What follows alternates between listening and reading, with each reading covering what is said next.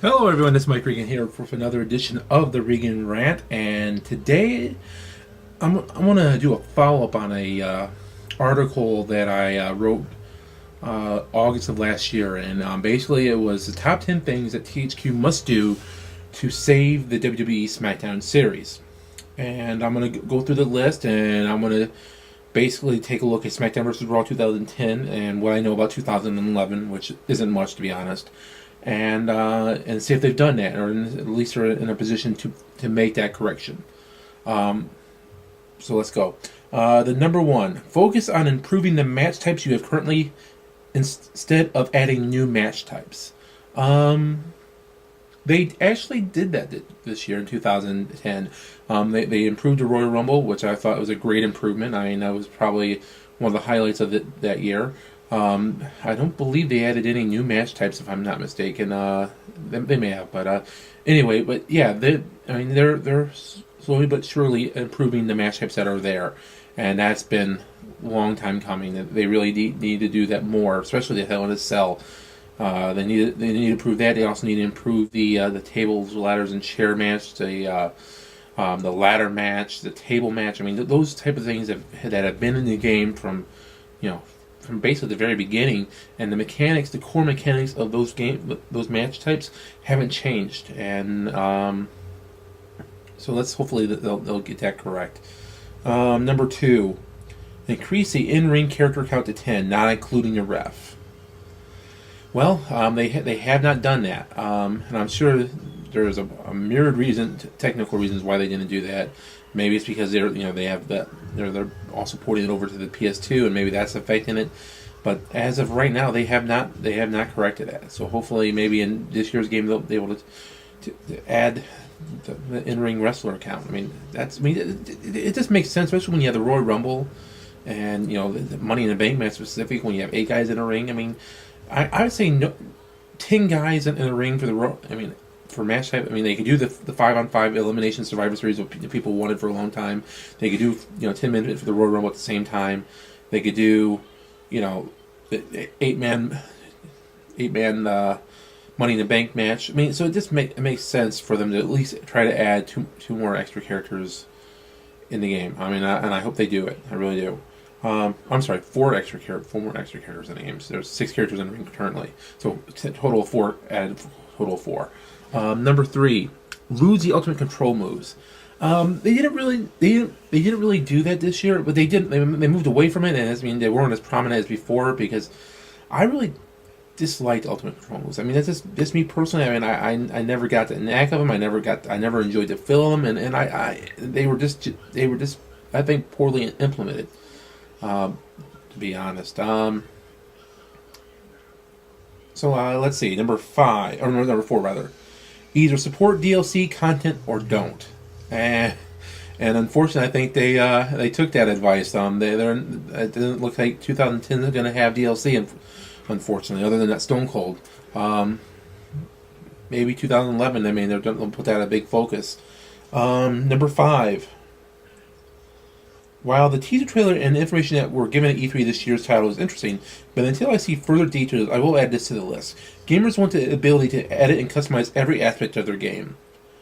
Ring ropes, lighting, ring apron. The default roster should be editable.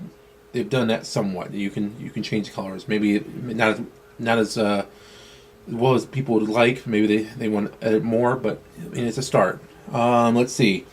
Bring back the trade a belt feature. I mean, that's a big plus. I mean, people have been asking for that. I mean, ever since they removed it. I understand why they took it out, but still, people want it back. Let's see. I'm sure there's a ton of fans who would appreciate it very much. If THQ and Hughes can blow this up this year, there will be a huge step for this series.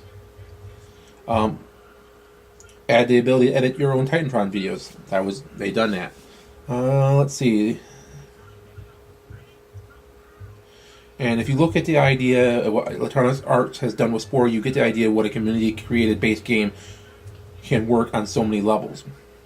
And really, they've done that. I mean, they've got the building blocks in place for having the community getting used to creating content, and they've done that. The only thing I think they could improve it on is letting that edible content that their people are making available for download editable by everybody. So that way, you're not locked in to this, the guys not having to write music, or not having the right moveset, or the attire not being quite right, but everything else is perfect. So if they can do that this year, that's a step in a great, good direction. Number 6. Let's see. Mentioned that customization in the game is a big deal.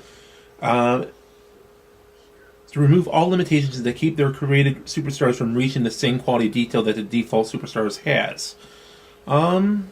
They've upped the quality for that. I will say that they've upped the quality for the creative wrestlers. I mean, one big issue is the placement of logos and lettering on certain parts of the superstar's body. That has been fixed. We should have full control of the placement of logos anywhere on a superstar's body. Okay, then I think for the most part they fixed that. Remove the 30 creative wrestler superstar limit, which they have. They upped it to 50, and I'm sure that level is only going to be increased in the future games. Fix the multiple online issues with cheaters. Like UFC 2009, when they first started, they had a big problem with people dropping in and right before they took a loss, and it just basically ruined the online experience and made it basically, really unplayable for a vast majority of people. And unfortunately, they really haven't done anything this year so far for 2010's online. Online took I think they almost took a back step, unfortunately, with lag and the quality in the gameplay.